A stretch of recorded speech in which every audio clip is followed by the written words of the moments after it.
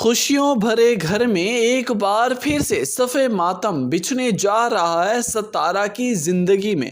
अब यहाँ पर सितारा को दुल्हन बनाया जा रहा है बहुत ही खुशियों के साथ, बहुत ही अरमानों के साथ, लेकिन उन्हें इस बात का एहसास नहीं कि क्या गुजर रही है सितारा के दिल पर। यहाँ पर खड़ी निमी, वहाँ पर खड़ा कासिम बहुत ही आपस में खुश हैं, क्योंकि कासिम की तो दिल की मुराद पूरी हो रही है, लेकिन वहाँ पर बैठा सलार मुसलसल सितारा की तस्वीर को देखकर अपने दिल को संभालने की कोशिश कर रहा है। और यहाँ पर सितारा है कि अपने आंसुओं को छुपा ही नहीं पा। दुल्हन बनने के बाद जब सारी सहेलियां तारीफ करने लगेंगी कि तुम तो इतनी खूबसूरत लग रही हो, आज से पहले तुम्हें इतना खूबसूरत नहीं देखा, साथ ही खड़ी निमी अजीब तरह की मुंह बनाकर जेलस फील करने लगेगी। लेकिन यहाँ पर सितारा कहने लगेगी कि हाँ, कासिम मुझसे मोहब्बत ही इतनी करते हैं कि निखार तो ऑटोमेटिकली ही आना था। उसके बाद जब सितारा को लेकर सारे स्टेज की तरफ आ रहे होते हैं, सितारा को उसकी जगह पर बिठा देते हैं। जब सारी तैयारियां कंप्लीट हो जाती हैं तो सितारा के ताया कहने लगते हैं कि जाओ ज़ुहैब,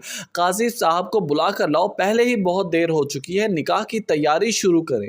अभी यही बात चल ही रही होती है कि वहाँ से कासिम दौड़ा चला आता है और कहने लगता है कि रुकिए, मुझे निकाह नहीं करना। ये बात सुनकर सारे एकदम से हैरान और परेशान हो जाते हैं और कहने लगती हैं कि क्या ये मजाक चल रहा है, यहाँ पर निकाह का टाइम है, काजी साहब आने वाले हैं और तुम कह रहे हो कि मुझे निकाह नहीं करना, आखिर क्या ऐसी वजह है? यहाँ पर कासिम कहने लगेगा कि अरे ठहरिए ठहरिए, आराम सुकून से मेरी बात सुनने की और समझने की कोशिश तो कीजिए।